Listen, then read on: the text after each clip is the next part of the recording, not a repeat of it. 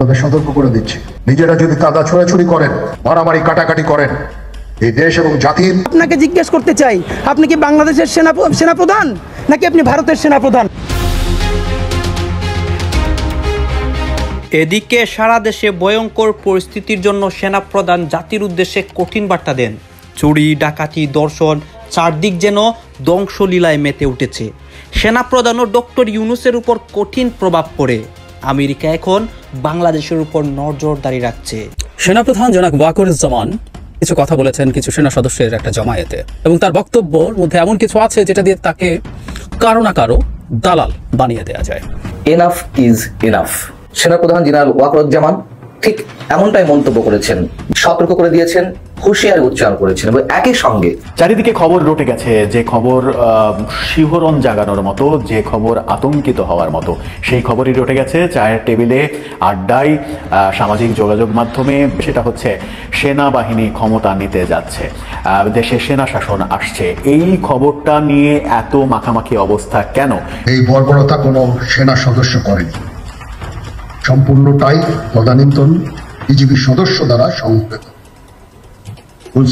বর্তমান আইন শৃঙ্খলা পরিস্থিতি আওয়ামী লীগ আমলের চেয়েও খারাপ বলে মন্তব্য করেছে কলেজের শিক্ষার্থীরা। প্রধান ফটকে দাঁড়িয়ে এক বিক্ষোভ সমাবেশে শিক্ষার্থীরা এসব মন্তব্য করেন।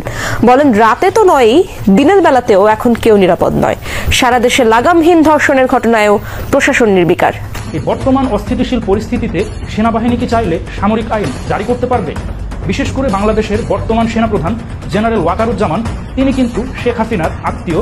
তিনি কি চাইলে বর্তমান এই পরিস্থিতিতে সামরিক শাসন জারি করে নিজে ক্ষমতা গ্রহণ করতে? মানে খেলা কিন্তু পুরোপুরি জমছে। এতদিন যাবৎ গোপনে যে প্রেম ছিল, আর আজকে যে তথ্য সামনে উঠে এসেছে, আসলে স্ট্রোক করা ছাড়ার কোনো গতি নাই। একদিকে নতুন আরো একটা সুপার ডুপার এক্সট্রাঅর্ডিনারি একটা জিনিসের নাম উঠে আসলো। হ্যাঁ, সুপার ডুপার অনেক তথ্য এখন সবার সামনে এসেছে। দর্শক শ্রোতা, দেশের মধ্যে অস্থিতিশীল পরিবেশ চলছে, এবং এই পরিবেশের প্রেক্ষাপটে সেনাপ্রধান একটা কঠিন বক্তব্য দেন, এবং এই বক্তব্যটি দেওয়ার পরে ডক্টর ইউনূসের উপরেও প্রভাব পড়ে। গাইজ, এই পরিবেশগুলা যে হচ্ছে, আপনারা তো সবাই জানেন যে চুরি, ডাকাতি, ছিনতাই সারা বাংলাদেশেই হচ্ছে, এবং এই রাজনৈতিক প্রেক্ষাপটগুলো নিয়ে দেশের মধ্যে ভয়ঙ্কর অবস্থাগুলো চলছে। এইসব বিষয় পর্যালোচনা করে আমরা অনেক তথ্য পাই এবং ভিডিও পাই। সব কিছুই আপনাদের সামনে এক এক করে ধারাবাহিকলি তুলে ধরবো। সর্বশেষ আমাদের দেশটা কোন দিকে যায়, ডক্টর ইউনূসের উপর কী প্রভাব পড়ে, সেনাপ্রধানের উপর কী প্রভাব পড়ে, আপনারা সব কিছুই দেখতে পারবেন। আসুন, যেই নিউজগুলো রেডি করেছি সেইগুলো আগে দেখে আসি, এবং ভিডিও শেষে আমাদের গুরুত্বপূর্ণ মন্তব্যগুলো করি। এরই মধ্যে কয়েকটা ইম্পর্টেন্ট ক্লিপ দেখাবো, সেই ক্লিপগুলোও আপনারা মিস করবেন না। দেশ এবং রাজনীতি সচেতন মানুষের কাছে এই মুহূর্তে সবচেয়ে আলোচিত ব্যক্তি হচ্ছেন সেনাপ্রধান জনাব ওয়াকারুজ্জামান। তিনি একটা বক্তৃতা করেছেন, তার অনেকগুলো অ্যাসপেক্ট আছে, সেটা নানামুখী বিশ্লেষণ হচ্ছে। তার বক্তব্যকে সমর্থন করছে অনেকে, কেউ সিরিয়াসলি বিরোধিতা করছেন, সমালোচনা করছেন, কেউ মিক্সড ফিলিং। আমার নিজেরও ঠিক আছে, তার পুরো বক্তৃতাটার একটা ডিটেলড অ্যানালিসিস আমি করব খুব সহজেই। কিন্তু তার আগে আরেকটা ইস্যু নিয়ে তিনি কথা বলেছেন, পলিটিক্যাল ইস্যুস বা এই ধরনের বিষয় নিয়ে, ব্যাপারগুলো নিয়ে বিস্তারিত কথা বলবো। কিন্তু খুব দ্রুত একটা কথা বলে রাখা দরকার বলে মনে করি, কারণ আজ সেই বিশেষ দিন। সেটা হচ্ছে আজ বিডিআর হত্যাকাণ্ড, 25 ফেব্রুয়ারি। সেই দিনটা আজকে বাংলাদেশের ইতিহাসে খুব ভয়ঙ্কর একটা দিন। সেই দিনটাকে সামনে রেখে জনাব ওয়াকার কয়েকটা কথা বলেছেন। সেটা আমাদের আসলে এই হত্যাকাণ্ডকে ঘিরে আমাদের জল্পনা কল্পনা, আমাদের বিভিন্ন রকম অবস্থান, সেগুলো নিয়ে এক ধরনের জবাব আমরা বলতে পারি। তিনি যা যা বলেছেন আমি একটু পড়ি। পিলখানা হত্যাকাণ্ডের বিচারিক প্রক্রিয়াকে নষ্ট না করার জন্য আহ্বান জানিয়েছেন ওয়াকারুজ্জামান। তিনি রাওয়া ক্লাবের হেলমেট হলে আয়োজিত এক অনুষ্ঠানে আহ্বান জানান। তিনি এভাবে বলেন যে আজকে একটা বেদনা বিধুর দিবস। 2009 সালের 25 ফেব্রুয়ারি আমরা এই 27 জন চৌকস সেনা অফিসার, এবং শুধু তাই নয়, তাদের কিছু পরিবারবর্গের সদস্যদের আমরা হারিয়েছি। এখানে আমার আসার সময় ছবিগুলো আমি দেখছিলাম, এই ছবিগুলো আপনারা অনেক ছবিতে দেখেছেন, কিন্তু এগুলো আমার চাক্ষুষ দেখা। আমি একটা চাক্ষুষ সাক্ষী এই সমস্ত বর্বরতার। সেনাপ্রধান বলেন, একটা জিনিস আমরা সবসময় মনে রাখতে হবে, বর্বরতা কোনো সেনা সদস্য করেনি, সম্পূর্ণটাই তদানীন্তন বিডিআর সদস্য দ্বারা সংঘটিত। Full stop. এটাই খুব আলোচিত হয়েছে। তিনি আমি জায়গাটা আবার পড়ি, এই বর্বরতা কোনো সেনা সদস্য করেননি, সম্পূর্ণটাই তদানীন্তন বিডিআর সদস্য দ্বারা সংঘটিত। Full stop. এখানে কোনো ইফ এবং বাট নেই। এখানে যদি ইফ অ্যান্ড বাট আনেন, এই যে বিচারিক কার্যক্রম এতদিন ধরে হয়েছে, 16 বছর ধরে, 17 বছর ধরে জেলে আছে যারা কনভিক্টেড, সেই বিচারিক প্রক্রিয়া ব্যাহত হবে। এই জিনিসটা আমাদের খুব পরিষ্কার করে মনে রাখা দরকার। এই বিচারিক প্রক্রিয়াকে নষ্ট করবেন না। যে সমস্ত সদস্য শাস্তি পেয়েছে তারা শাস্তি পাওয়ার যোগ্য। মানে ফলে ব্যাপারটা এইরকম দাঁড়ালো। কেউ কেউ এইটুকু শুনে উনি এরপর একটা ক্লারিফিকেশন দিয়েছেন, আমি সেই জায়গায় যাবো। এটুকু শুনে মনে হচ্ছে যে এতদিন পর্যন্ত যেভাবে এই বিচারিক প্রক্রিয়াকে দেখা হয়েছে, যেভাবে হত্যাকাণ্ডটাকে দেখা হয়েছে, সেটাকে তিনি পুরোপুরি এন্ডোর্স করছেন। একটা আলাপ সম্ভবত আমাদের জনপরিসরে ছিল যে সেনা অফিসারদের হত্যাকাণ্ড অন্য কেউ ঘটিয়েছে, মিডিয়ার সদস্যরা না। মিডিয়া সদস্যরা যে গুলি করে হত্যা করেছে সেটা আমাদের মিডিয়া সদস্যরা জড়িত ছিল, এটা আমাদের মনে করা যথেষ্টের বেশি কারণ আছে। কারণ ওই সময় যে সোকল্ড বিদ্রোহ হয়েছিল তাতে সাধারণ জওয়ানরাও যে মাঠে নেমেছিল সেটা আমরা খুব ক্লিয়ারলি দেখেছি। আর 57 জন মিলিটারি অফিসারকে হত্যা করার জন্য বাইরের কিছু এজেন্ট আমাদের মিডিয়া সদস্যরা এর মধ্যে ইনভলভ না থাকলে আসলে হতে পারতো না। তাহলে তিনি এই জায়গাটা বলার চেষ্টা করছেন যে হত্যাকাণ্ড যারা ঘটিয়েছে তাদের বিচারিক যে প্রক্রিয়া আছে এটাকে হ্যাম্পার করা যাবে না। কারণ সাম্প্রতিক সময় আমরা দেখছিলাম যারা কারাগারে অন্তরীণ আছেন এই বিচারিক প্রক্রিয়া, তাদের মুক্তি চাইছেন অনেকে। এরপর তিনি যে জায়গাটা বলছেন খুবই জরুরি, সুতরাং আমাদের অন্য যে আর্গুমেন্ট আছে সেটাকে উনি আসলে অ্যাড্রেস করছেন। তিনি বলছেন এখানে কোনো রাজনৈতিক নেতৃবৃন্দের মধ্যে উপস্থিত ছিল কিনা, ইনভলভ ছিল কিনা, বাইরের কোনো শক্তির মধ্যে ইনভলভ ছিল কিনা, সেটার জন্য কমিশন করা হয়েছে। কমিশনের চেয়ারম্যান এখানে আছে, উনি এটা বের করবেন এবং আপনাদের জানাবেন।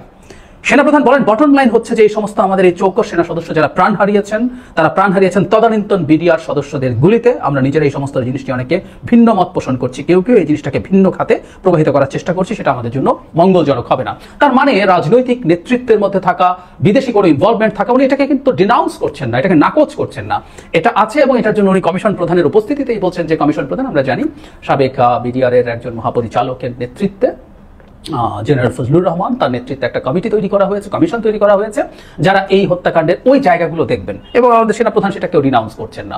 এবং আমরা এটাও মনে করি যে এই জিনিসটা আসলে খুঁজে বের করা দরকার, কারণ আমাদের জাতীয় নিরাপত্তার সাথে এটা খুব বড়ভাবে সম্পৃক্ত।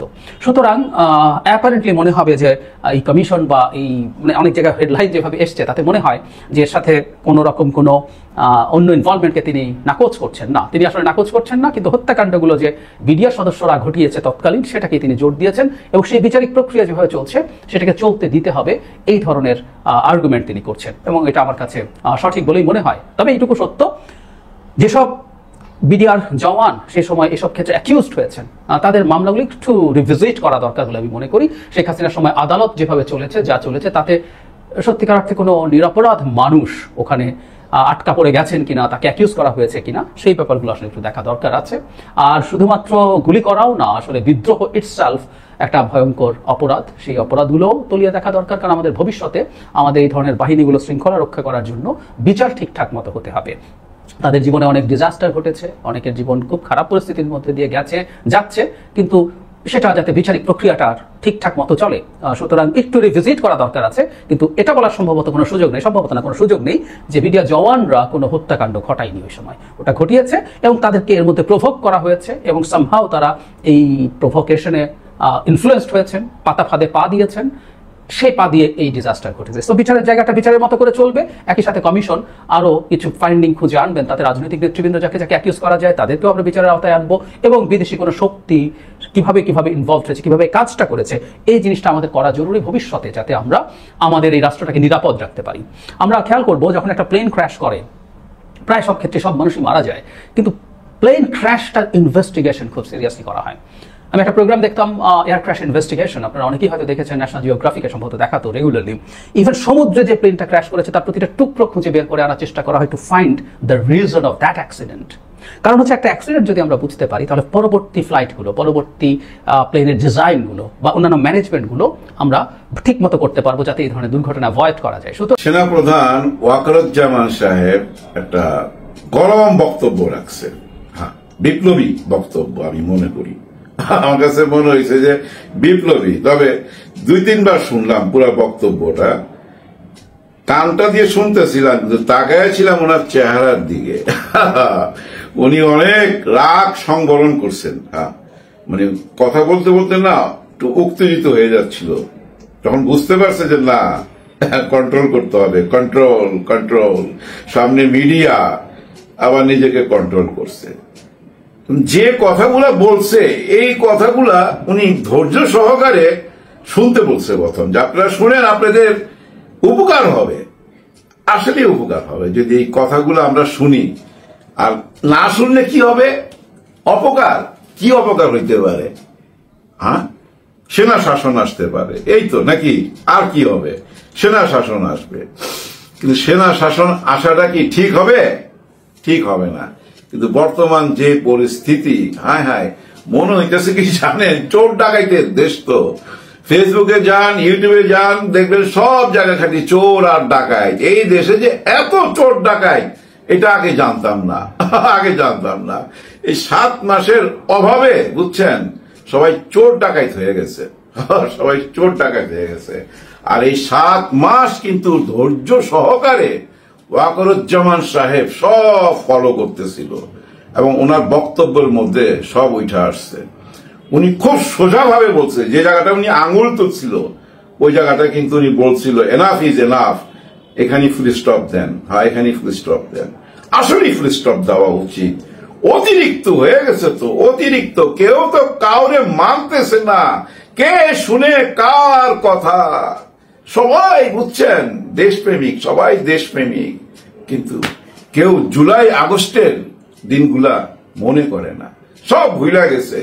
এই ওয়াকার সাহেবকেও কিন্তু কেউ তুচ্ছ তাচ্ছিল্য করতে ছাড়েন নাই। কিন্তু একবার ভাইবা দেখেন তো, ওই 5ই আগস্টের ছাত্র জনতার সঙ্গে যদি উনি না থাকতেন এই দেশে কি হইতো ভাবতে পারেন একবার। উনি যদি বাইকা বসতো, উনি যদি ওনার আত্মীয়র পক্ষে যাইতো, মানে শেখ হাসিনার পক্ষে, দেশের কথা না ভাইবা, আমাদের জান মালের কথা না ভাইবা, ওনার আত্মীয়র কথা ভাবতেন, তাহলে কি দাঁড়াইতো, কত রক্ত ঝরতো, এবং এতদিনও কি আমরা স্বাধীনতা পাইতাম? হয়তো লড়াই চলতেই থাকতো, কিছুই বলা যায় না। কিন্তু ওই যে উপরওয়ালার একটা ইশারা, ওই ইশারাই 5ই আগস্টে যা হবার হয়েছে। এবং এই 5ই আগস্টের সঙ্গে উনি ওয়াকার সাহেবের অবদান কেউ অস্বীকার যাইতে পারবেন না।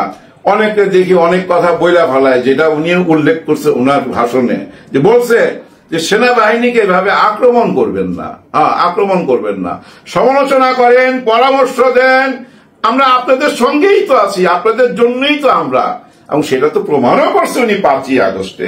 তারপরও কেন সন্দেহ? আমি কিন্তু সন্দেহ করতাম না, আমার একটা সম্মান ছিল ওনার প্রতি। আর আমার ওনার চেহারা দেখলে বুঝতে পারি, কেন জানি আমি বুঝতে পারি যে উনি দিল থেকেই সবকিছু বলতেছেন, উনি মন থেকে বলছেন। কেউ কাদা ছুড়াছুড়ি করেন না, প্লিজ কাদা ছুড়াছুড়ি করেন না। যা দেখতেছি গত 7 মাস আপনারা সবাই একে অপরের দিকে শুধু কাদা না ভাই, গোবর ছিঁড়া মারতেছে, গোবর না আরো খারাপ কিছু, মানুষের ওইটা ছুঁড়া মারতেছে, মানুষের বিষটা ছুঁড়া মারতেছে, দুর্গন্ধ, চারিদিকে দুর্গন্ধ।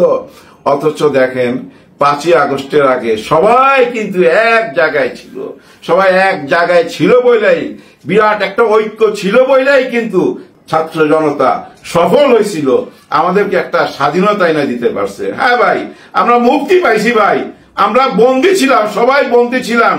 আপনি 15-16 বছরের ইতিহাসটা একটু ঘাইটা দেখেন ভাই, নিরপেক্ষ বিচার করেন ভাই, কোনো স্বাধীনতা ছিল না।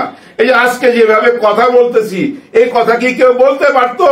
এমন কি এই যে ওয়াকার সাহেব যে কথাগুলো আজকে বলছে, উনি কি বলতে পারতো 5ই আগস্টের আগে এই কথাগুলা? বলতে পারতো কি ভাই? বুকে হাত দিয়া বলেন, কারো ক্ষমতা ছিল বলার? আমার মতো লাইলুগঞ্জ পত্রিকা বলবে, তারই তো ক্ষমতা ছিল না। হ্যাঁ, যাদের ক্ষমতা ছিল তারা সেফ জোনে থেকে কথা বলছে, সবাই কথা বলছে, এবং দেশের ভিতর থেকেও যারা কথা বলছে ওরা কিন্তু রাগ ঢাক এবং সংবিধান আইন কানুন মাইনা কথাবার্তা বলছে, ডিজিটাল আইন মাথায় রেখে কথাবার্তা বলছে। কিন্তু এখন কি আমরা ওগুলো মাইনা চলতেছি? মাইনা চলতেছি না, যা ইচ্ছা তাই বলে দিতেছি ভাই, যা ইচ্ছা তাই বলে দিতেছি। এবং একদল আরেক দলকে ওই যে বিষটা ছুঁড়া মারতেছি, মানুষের বিষটা ছুঁড়া মারতেছি। আমরা তো এক জায়গায় নাই রে ভাই, দূরে সরে গেছি। কারণ কি জানেন? আমরা দেশের মানুষের কথা ভাবতেছি না, একদমই না। দেশের সাধারণ মানুষের কথা কেউ ভাবতেছে না, যে যার মতো তার দলের লোকের কথা ভাবতেছে এবং কিভাবে ভোট ব্যাংক বানানো যায় সেই কথা ভাবতেছে, দেশের কথা কেউ ভাবতেছে না। দেশের স্বাধীনতার কথা ভাবার তাদের সময় নাই, একদমই নাই।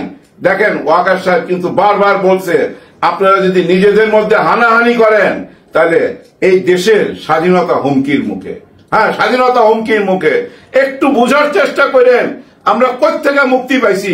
শুধু একদম শেখ হাসিনা থেকে মুক্তি পাইনি, কিন্তু আমরা একটা রাহুল গ্রাস থেকে মুক্তি পাইছি, যে রাহুল গ্রাস গত 53 বছর আমাদেরকে চুইসা চুইসা নিতেছিল ভাই।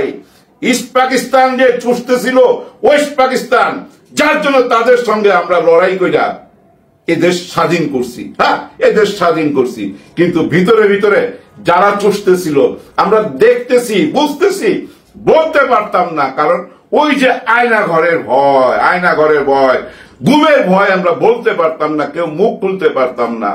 কিন্তু এই কারণগুলোর জন্য কিন্তু গুম, খুন, রাহাজানি, এইসব কারণেই কিন্তু ওই যে আর্মির সমালোচনা হয়, পুলিশের সমালোচনা হয়, র্যাবের সমালোচনা হয়। কিন্তু ওয়াকার সাহেব বলছে যে হ্যাঁ সমালোচনা করেন, কিন্তু গঠনমূলক সমালোচনা করেন। এই আর্মি, পুলিশ, র্যাব, আনসার এবং সরকারি, আধা সরকারি মানুষের কারণেই এখনো আমাদের পতাকা অক্ষত আছে, আমাদের দেশ অক্ষত আছে। আমরা যদি নিজেদের মধ্যে এরকম বিবাদ করি, তৃতীয় পক্ষ সুযোগ নিয়ে নিবে, হ্যাঁ তৃতীয় পক্ষ সুযোগ নিবে। যেমন এখন ওই যে চোর ডাকায় তৃতীয় পক্ষ, এরা কি ভাবতেছে, হায় হায় এরা তো নিজেদের মধ্যে নিজেদের ঝগড়া বিবাদ, হ্যাঁ এরা নিজেদের সঙ্গে নিজেরা বিবাদ করতেছে, ঝগড়া বিবাদ করতেছে রাজনীতির মঞ্চে দাঁড়ায়া। সো ওই সুযোগটা ওরা নিতেছে, আর এই সুযোগটা কইরা দিতেছে কারা, এটা তো আমরা সবাই বুঝি। উনি কিন্তু ইঙ্গিত দিছে কিন্তু যে আপনারা বিবাদ করবেন, এই সুযোগ কিন্তু তৃতীয় পক্ষ নিবে।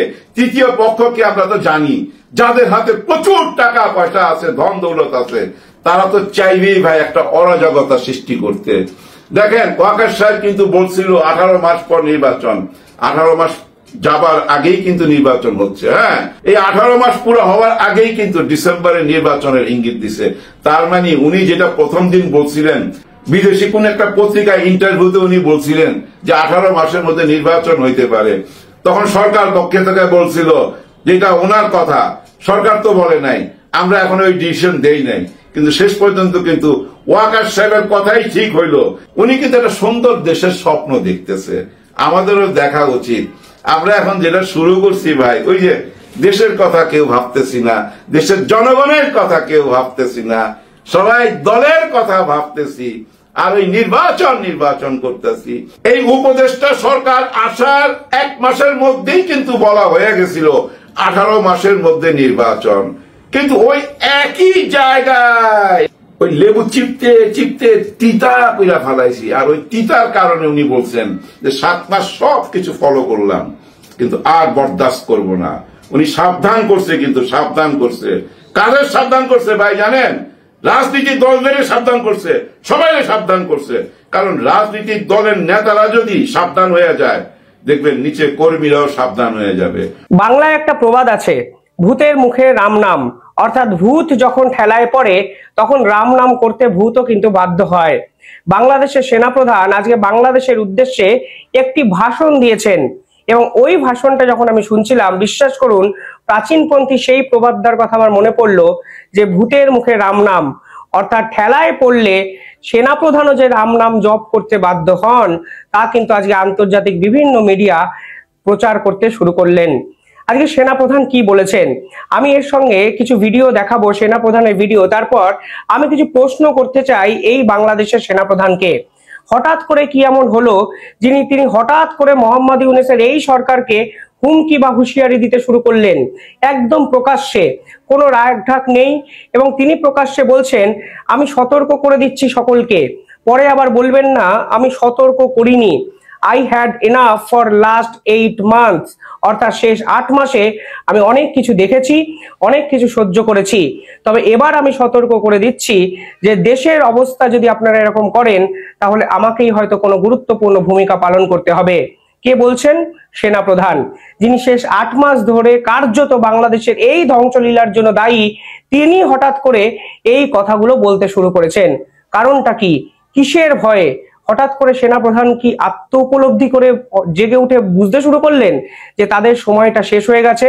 নাকি শেষ 2 দিন আগে ভারতের সেনাপ্রধানের বার্তা, জয়শঙ্করের স্পিচ, অজিত দোভালের বাংলাদেশ এবং ভারত সীমান্তে বিস্ফোরক এক মিটিং, কক্সবাজারে বিমান ঘাঁটিতে আগুন, একের পর এক ঘটনায় তিনি অন্তত সময় এই যে সরলরেখাটা জুড়ে জুড়ে জুড়ে জুড়ে বিন্দুগুলো বুঝতে শুরু করে দিয়েছেন, তাদের সময়কাল হয়তো শেষ হতে শুরু করেছে। আর যেভাবে আন্তর্জাতিক প্রেসার বাংলাদেশের উপর বাড়তে শুরু হয়েছে, এরপরে বাংলাদেশের এই অন্তর্বর্তীকালীন সরকার কদিন থাকবেন সেটাই তো একটা বড় প্রশ্ন। আমি আপনাদের সতর্ক করে দিচ্ছি, পরে বলবেন যে আমি সতর্ক করিনি, আমি আপনাদের সতর্ক করে দিচ্ছি। আপনারা যদি নিজেদের মধ্যে ভেদাভেদ ভুলে একসাথে কাজ না করতে পারেন, নিজেরা যদি কাদা ছোড়াছুড়ি করেন, মারামারি কাটাকাটি করেন, এই দেশ এবং জাতির স্বাধীনতা সার্বভৌমত্ব বিপন্ন হবে। অর্থাৎ ইউএসএইডের টাকা যেভাবে নয়ছয় করা হয়েছে শেখ হাসিনাকে ছড়ানোর পিছনে, এবং মোহাম্মদ ইউনূস যেভাবে চক্রান্ত করে ক্ষমতায় বসেছেন, তার সুযোগ তার দোসর, তার সুযোগ কিন্তু এই সেনাপ্রধানও নিয়েছেন। 8 মাস কেন লাগলো সেনাপ্রধানের আজকে এই কথাগুলো বলতে? উনি কি 8 মাসে দেশের অবস্থা পরিস্থিতি দেখেননি? যখন একের পর এক ঘটনা দেশ জুড়ে হচ্ছিল, তখন কি উনি ঘুমিয়েছিলেন নাকি সুযোগের অপেক্ষা করছিলেন? যেই দেখেছেন সরকারটা একটু টালমাটাল জায়গায় চলে গেছে, যখন সমন্বয়ক, উপদেষ্টা কিংবা বিএনপি কিংবা জামাতের একে অপরের সঙ্গে লড়াইগুলো উন্মুক্ত ময়দানে এসে পড়েছে, ঠিক তখন তিনি আবার সুযোগের সদ্ব্যবহার করতে আসরে নামলেন। অনেক প্রশ্ন কিন্তু থেকে যায়। তবে আজকে সেনাপ্রধান যে কথাগুলো বলেছেন, আগে সেইগুলো আপনারা শুনুন, তাহলে নিজেরাই বুঝতে পারবেন আসলে এই সেনাপ্রধানের কথা বলার পিছনেও কিন্তু অনেক বড় চক্রান্ত বা ষড়যন্ত্র লুকিয়ে আছে। এই সেনাপ্রধান বলেছেন, আমরা নিজেরা হানাহানিতে ব্যস্ত, যে হানাহানি সুযোগ নিচ্ছেন অপরাধীরা। আরো একটা বিষয়, বর্তমানে বাংলাদেশের আইন শৃঙ্খলা অবনতির জন্য আইন প্রশাসন, র্যাব, পুলিশ, সেনাবাহিনী সকলকে দায়ী করতে শুরু করেছেন সাধারণ মানুষ। সেনাপ্রধান বলছেন, এই যে স্বাধীনতার পরে এতদিনকার ইতিহাস, এতে বাংলাদেশের যে স্থিতিশীলতা রক্ষা করেছে তা কিন্তু এই পুলিশ, র্যাব এবং বিজেপি সদস্যরাই। তাহলে আজকে কেন কাঠগড়ায় তুলছেন এদের সাধারণ মানুষ এবং রাজনৈতিক দলগুলো? দেখুন, এতদিন আমি আজকে বলে দিলাম, নাইলে আপনারা বলবেন যে আমি আপনাদের সতর্ক করিনি। আমি সতর্ক করে দিচ্ছি আপনাদের, এই দেশ সুখে শান্তিতে থাকতে চাই। আমরা চাই না হানাহানি, কাটাকাটি, মারামারি। সেই উদ্দেশ্যে আমি কাজ করে যাচ্ছি, আমরা কাজ করে যাচ্ছি। আমাদের সেনাবাহিনীর প্রতি আক্রমণ করেন না। একটা কমন জিনিস আমি দেখতে পাচ্ছি, সেনাবাহিনী এবং সেনাপ্রধানের প্রতি বিদ্বেষ কারো কারো। কি কারণে আজ পর্যন্ত আমি এটা খুঁজে পাইনি। সরকারের মাথার উপরে কখনো আওয়ামী লীগ ছিল, কখনো একটা নির্বাচিত সরকার ছিল, কিন্তু আপনি ষড়যন্ত্র করে যে সরকারকে মাথায় বসিয়েছেন, তাদের কন্ট্রোলটাই সরকারের উপর নেই।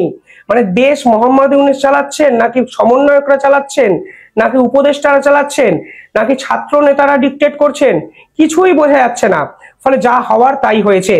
ফলে আর সেনাপ্রধান কি বলেছেন?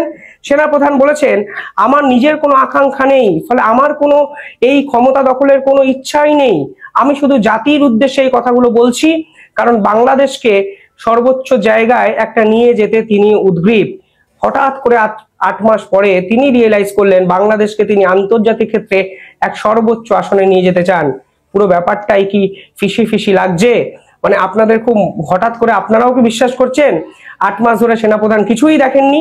সেনাপ্রধান বাংলাদেশ সম্পর্কে কিছুই জানেন না, এবং বাংলাদেশের আইন শৃঙ্খলার অবনতির পিছনে কারা দায়ী তিনি সত্যি এই বিষয়গুলো কিছু জানেন না?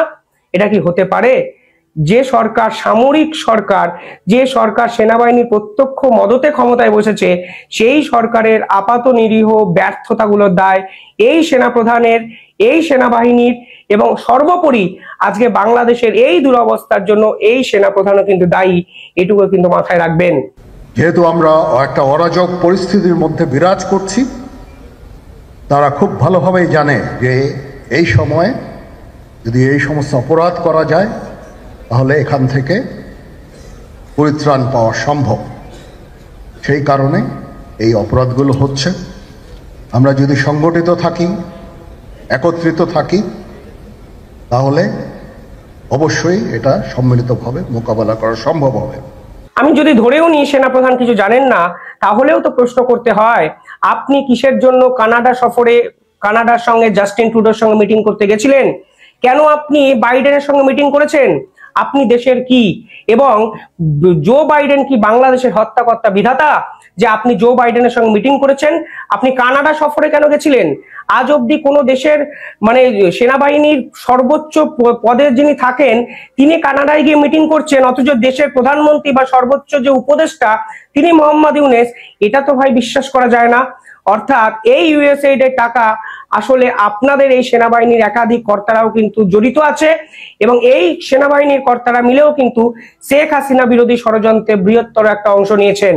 যদি তা না হয় তাহলে সেনাবাহিনীর এই সদস্যরা একাধিক ক্ষেত্রে শেখ হাসিনা পরবর্তী সময় বঙ্গবন্ধুর মূর্তি কেন ভাঙলেন? ঠিক যেদিন শেখ হাসিনা দেশে চলে এলেন, মানে ভারতবর্ষে চলে এলেন, তার পরের দিনই আমরা বিভিন্ন জায়গায় দেখলাম সেনাবাহিনীর লোকেরা গিয়ে বঙ্গবন্ধুর মূর্তিকে দড়ি বেঁধে মাটিতে নামালেন। এই অর্ডার কি আপনি দিয়েছিলেন? যদি এই অর্ডার আপনি না দেন তাহলে যারা, অর্থাৎ যে সেনাবাহিনীর সদস্য বঙ্গবন্ধুর মূর্তি সেদিন দড়ি দিয়ে টেনে মাটিতে নামালো, তাদের বিরুদ্ধে আপনি কি ব্যবস্থা নিয়েছেন?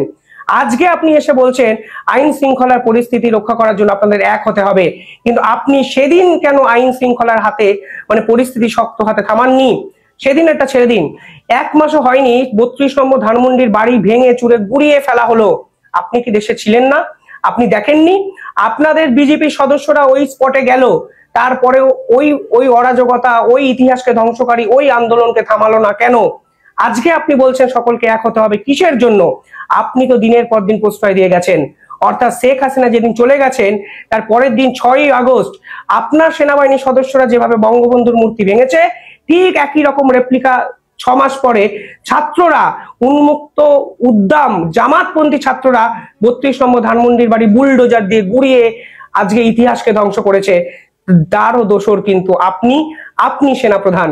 ফলে মনে রাখবেন, আজকে যতই আপনি মানুষের সামনে ভালো সাজার চেষ্টা করুন, সবকিছু যে আপনার ইশারায়, আপনার প্রত্যক্ষ মদতে হয়েছে, তাও কিন্তু সাধারণ মানুষ আজকে বুঝতে পারছেন।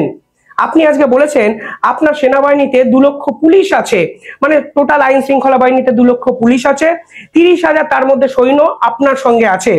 তারপরে আপনি বলেছেন 1.5 বছরের মধ্যে আপনি কথা দিচ্ছিলেন ইলেকশন হবে, তাই ডিসেম্বরের মধ্যে বাংলাদেশের ইলেকশন করতে হবে, এইরকম একটা হুঁশিয়ারি মোহাম্মদ ইউনূসকে দিয়েছেন। তা তো নিজেদের মধ্যে ভাগ বাটোয়ারার ব্যাপার, আমি এটা নিয়ে কিছু বলছি না, কিন্তু 30,000 সৈন্য যদি আপনার হাতে থাকে, তাহলে দিনের পর দিন আপনি ভারতকে কিসের জন্য উস্কানি দিয়ে গেছেন? কিসের জন্য সীমান্তে আপনি বলেছেন পিঠ দেখাবেন না? যদি ভারতবর্ষ আপনাদের উপরে কোনো র্যাডিক্যাল স্টেপ নিত, তাহলে এই 30,000 সৈন্য আপনি মোকাবিলা করার জন্য কি যথেষ্ট আপনার মনে হয়েছিল?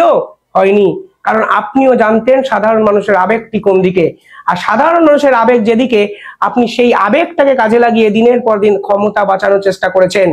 আপনিও জানেন এই 30,000 সৈন্যর থেকে কয়েক গুণ বেশি লোক তো কলকাতাতে বসবাস করে। আপনার দেশের প্রাক্তন সেনাবাহিনীর কর্তারা মিছিল করে বলেছিলেন 4 দিনের মধ্যে কলকাতা দখল করবেন। আপনার দেশে ভারতের পতাকা পায়ের তলায় মারানো হয়েছে। কিভাবে আপনারা একের পর এক নেতাদের জেল থেকে ছেড়ে দেওয়ার অনুমতিটা দিলেন? কোথায় আইন শৃঙ্খলা? সবকিছু কিন্তু আপনি দেখেছেন। ফলে এই বাংলাদেশের ভয়ঙ্কর পরিস্থিতির জন্য আজকে আপনিও কিন্তু দায়ী। মনে রাখবেন, ডেভিল হান্ট যেভাবে আপনি শুরু করে বাংলাদেশের এই উন্মুক্ত জামাতপন্থী সরকারকে মদত দিয়েছেন, আগুনে ঘি ঢেলেছেন, সেই আগুনে কিন্তু আপনারও পুড়ে ফেলার সময় এসে গেছে। ফলে আজকে জয়শঙ্কর যখন আপনাকে বার্তা দিয়ে বলেছে যে কোনোভাবেই সন্ত্রাসবাদ বাংলাদেশের ক্ষেত্রে স্বাভাবিক বিষয় নয়, আপনি একটা জায়গায় বেছে নিন, মানে আপনি একটা জায়গায় একটা দিক বেছে নিয়ে আপনি ডিসাইড করুন আপনি ভারতের সঙ্গে সম্পর্ক রাখবেন কি রাখবেন না, তখনই আপনার টনকটা নড়ে গেল। কারণ ভারত এতক্ষণ বা এতদিন আপনাদের বিরুদ্ধে একটা মিনিটও ব্যয় করেনি। সংখ্যালঘুদের উপর অত্যাচার করেছে আপনার সেনাবাহিনীর সদস্যরা, পার্বত্য অঞ্চলে চাকমা সম্প্রদায়ের উপর আপনার সেনাবাহিনী অত্যাচার করেছে, বস্ত্রশিল্পীদের উপর গুলি চালিয়েছে আপনার সেনাবাহিনী। আপনার দেশের আইন শৃঙ্খলা হাতে রাখা সত্ত্বেও দিনের পর দিন সংখ্যালঘুদের উপর নির্যাতন কিসের জন্য হলো? কেন দুর্গা মণ্ডপে পেট্রোল বোমা ছোড়া হলো? এই প্রশ্নগুলোর উত্তর কে দেবে সেনাপ্রধান? কিসের জন্য চিন্ময় প্রভুকে জেলে বিনা বিচারে দিনের পর দিন আটকে রাখা হচ্ছে? এই উত্তরগুলো দিতে তো আপনি বাধ্য। আজকে আপনি মোহাম্মদ ইউনূসকে হুমকি বা হুঁশিয়ারি দিয়ে সরিয়ে দেওয়ার চেষ্টা করছেন। আপনার হুঁশিয়ারির আজকে দরকার নেই, মোহাম্মদ ইউনূসকে অটোমেটিকলি সরতে হবে। কিন্তু আজকে বাংলাদেশের যে অবস্থা আপনি করে ফেললেন, সেই অবস্থা কিভাবে আপনি ফিরিয়ে আনবেন, ভালোর দিকে নিয়ে যাবেন, সেই প্রশ্নের উত্তর আপনি কিভাবে দেবেন? আজকে সতর্ক করুন বা না করুন, আপনার হাতে কিন্তু আর কিছুই নেই। একটা সরকার যেভাবে আপনি চালানোর চেষ্টা করলেন, তার থেকে অত্যন্ত খারাপ একটা জায়গায় এই সরকারকে আপনি নিয়ে যাওয়ার জন্য দায়ী হয়ে থাকলেন। এটা কিন্তু মাথায় রাখবেন। বাংলাদেশের ইতিহাসে বঙ্গবন্ধুর মূর্তি ভাঙলে বঙ্গবন্ধুকে দূরে সরিয়ে রাখার ক্ষমতা আপনার কিন্তু নেই। আরো একটা বিষয় মাথায় রাখবেন, আপনি স্বীকার করুন আর নাই করুন, আপনার যে সেনাবাহিনী তা কিন্তু দুভাগে ভাগ হয়ে গেছিল। একদিকে পাকিস্তানপন্থী জামাতপন্থী, অন্যদিকে ভারতপন্থী। এই সেনাবাহিনীর নিচুতলার একাধিক কর্তারা আছে যারা এখনো পাকিস্তানপন্থী এবং জামাতপন্থী হয়ে আছে, যারা বঙ্গবন্ধুর মূর্তি ভেঙেছে, যা তাদেরকে কিন্তু আপনি শেষ 8 মাসেও শাস্তি দিতে পারেননি। অর্থাৎ মানুষকে শাস্তি দেওয়ার গল্পটা শুনি আর ক্ষমতায় আটকে রাখার চেষ্টা করবেন না। মোহাম্মদ ইউনূসকে সরাবেন কি সরাবেন না, এটা আপনাদের ভাগ বাটোয়ারার ব্যাপার। কিন্তু বাংলাদেশের যে অবস্থা আপনি করলেন, বাংলাদেশের যে ইতিহাসকে আপনি ভুলিয়ে দেওয়ার চেষ্টা করলেন, তার জন্য গাইজ আপনারা তো দেখলেন এখানে কি কথা হচ্ছে। অনেকেই কিন্তু অনেক কথা বলতেছে, অনেকে আলোচনা করতেছে, অনেকে সমালোচনা করতেছে। বিশেষ করে সেনাপ্রধানের বক্তব্যকে কেন্দ্র করে অনেকেই অনেক কথা বলে। গাইজ বাংলাদেশ সেনাবাহিনী এবং বাংলাদেশের সেনাপ্রধান 2024 সালে যে আন্দোলনটি হয়েছিল সেইখানে কিন্তু তার অবদান অনেক ছিল, বাংলাদেশ সেনাবাহিনীর অবদান অনেক ছিল। তারা যদি না থাকতো, মানে সাধারণ শিক্ষার্থীদেরকে তারা সহযোগিতা করেছে এবং সেই সহযোগিতার জন্যই সাধারণ শিক্ষার্থীরা সাহস পেয়েছে। দর্শক শ্রোতা, এখন তাদেরকে নিয়ে অনেক কী কথা হয়। অন্যদিকে ডক্টর ইউনূস তিনি কিন্তু আমাদের দেশে এসেছেন ভালো কাজ করার জন্য, তিনি আমাদের দেশে এসেছেন আমাদের দেশটাকে সামনে এগিয়ে নিয়ে যাওয়ার জন্য, তাকে নিয়েই অনেক কথা হয়। সেই জন্যই কিন্তু এই নিউজটা আমার তৈরি করা। গাইজ অনেকের বক্তব্যের মাধ্যমে অনেককে বিভ্রান্তিমূলক কথা বলে, সেই কথাগুলো আপনারা শুনবেন না বা আপনাদের কানে নেবেন না। আবার অন্যদিকে অনেকের বক্তব্যের মাধ্যমে আমাদের দেশটাকে সামনে এগিয়ে নিয়ে যায়, আমাদের দেশের আপডেট নিউজগুলো সবার সামনে তুলে ধরে। এখানে অনেক বক্তব্যই আপনাদেরকে দেখিয়েছি। দর্শক শ্রোতা, এতক্ষণ আপনাদেরকে যা কিছু দেখিয়েছি সব কিছু কিন্তু আমরা সোশ্যাল মিডিয়া থেকে সংগ্রহ করেছি। এখানে আমাদের নিজস্ব কোনো মন্তব্য নেই বা নিজস্ব কোনো সিদ্ধান্ত নেই। এইসব দেখে আপনাদের কি মনে হচ্ছে এবং আপনাদের মন্তব্য কি, এটা কিন্তু আপনারা অবশ্যই কমেন্ট বক্সে লিখে যাবেন। এবং আপনাদের কাছে আমার একটা রিকোয়েস্ট থাকবে, আমার চ্যানেলটি সাবস্ক্রাইব করবেন এবং পাশে থাকা বেল আইকনটি অবশ্যই বাজিয়ে যাবেন, যাতে করে নেক্সট ভিডিওটা সবার আগে আপনাদের কাছে পৌঁছায়। ধন্যবাদ।